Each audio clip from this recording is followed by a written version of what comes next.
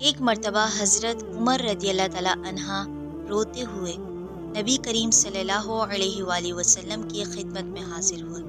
آپ نے وجہ پوچھی تو عرض کیا، یا رسول اللہ، دروازے پر ایک نوجوان رو رہا ہے جس نے میرا دل جلا دیا ہے۔ فرمایا، عمر، اسے اندر لے آؤ۔ وہ نوجوان روتا ہوا آپ صلی اللہ علیہ وآلہ وسلم کی خدمت میں حاضر ہوا۔ آپ نے اس سے رونے کی وجہ پوچھی۔ کہنے لگا، یا رسول اللہ، میرے گناہوں کا ڈھیر مجھے رلا رہا ہے۔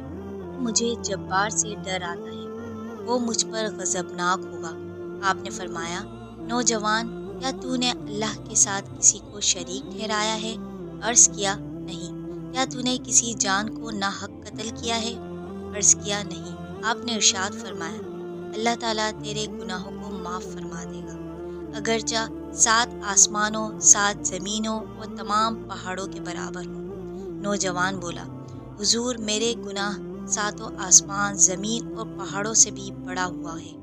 آپ نے ارشاد فرمایا، تیرا گناہ بڑا ہے یا اللہ؟ کہنے لگا، میرا گناہ بڑا ہے۔ فرمایا، تیرا گناہ بڑا ہے یا اللہ؟ اس نے کہا، میرا گناہ بڑا ہے۔ پھر ارشاد فرمایا، تیرا گناہ بڑا ہے یا تیرا اللہ؟ کہنے لگا، ہاں، البتہ میرا اللہ، اور اس کا رحم بہت بڑا ہے۔ ارشاد فرمایا، گناہ عظیم کو خدائے عظیم ہی معاف فرمائے گا، جو بہت ہی عفو درگزر کرنے والا ہے۔ پھر فرمایا، ذرا اپنا گناہ تو بتا۔ اس نے عرض کیا، یا رسول اللہ، آپ سے حیا آتی ہے۔ آپ نے پھر پوچھا۔ کہنے لگا، میں کفن چور تھا اور 7 سال تک یہی پیشہ کیا۔ ایک دفعہ انصار کی ایک لڑکی فوت ہوئی، میں نے اس کی قبر کھودی، کفن اتار کر چل دیا۔ ابھی تھوڑا دور ہی گیا تھا کہ شیطان نے مجھ پر غلبہ پایا۔ میں نے لوٹ کر اس سے مجامعت کر لی۔ ابھی میں قبر سے نکل کر تھوڑی ہی دور گیا تھا، کیا دیکھتا ہوں وہ لڑکی کھڑی پکار کر کہہ رہی ہے، اے نوجوان، تجھے قیامت کے دن جزا و سزا دینے والے سے حیا نہیں آتی؟ جس وقت وہ اپنی کرسی فیصلے کے لیے رکھے گا اور ظالم سے مظلوم کا بدلہ دلوائے گا۔ مرنے والے کے مجمع میں مجھے اس حال میں چھوڑ کے جا رہا ہے اور میرے اللہ کے روبرو مجھے ایسی حالت میں حاضر ہونے پر مجبور کیا ہے۔ یہ سنتے ہی نبی کریم صلی اللہ علیہ وآلہ وسلم کھڑے ہوئے اور اس کی گدی پر ایک تھپڑ رسید کیا اور فرمایا، فاسق، تو بس آگ کے لائق ہے۔ جوان وہاں سے چلا گیا۔ 40 راتوں تک اللہ کے حضور توبہ کرتا، مارا مارا پھرتا رہا۔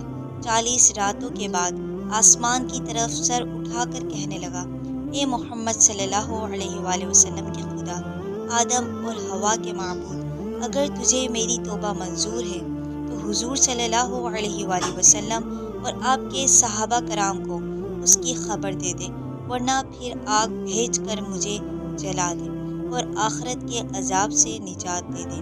اتنے میں جبریل علیہ السلام تشریف لائے، سلام کہا اور اللہ کی طرف سے آپ صلی اللہ علیہ وآلہ وسلم کو سلام پہنچایا۔ جبریل علیہ السلام نے کہا کہ اللہ تعالیٰ فرماتے ہیں، کیا مخلوق کو آپ نے پیدا کیا ہے؟ فرمایا، مجھے بھی اور تمام مخلوق کو اسی نے پیدا فرمایا ہے۔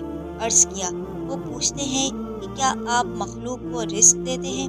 فرمایا، بلکہ مجھے بھی اور تمام مخلوق کو اللہ تعالیٰ ہی رزق دیتا ہے۔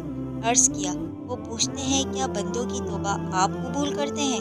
فرمایا، بلکہ میں بھی اور تمام بندوں کی توبہ وہی قبول فرماتا ہے۔ پھر کہا کہ اللہ تعالیٰ فرماتا ہے، میں نے اپنے بندے کی توبہ قبول کر لی، آپ بھی اس پر نگاہ شفقت فرمائیں۔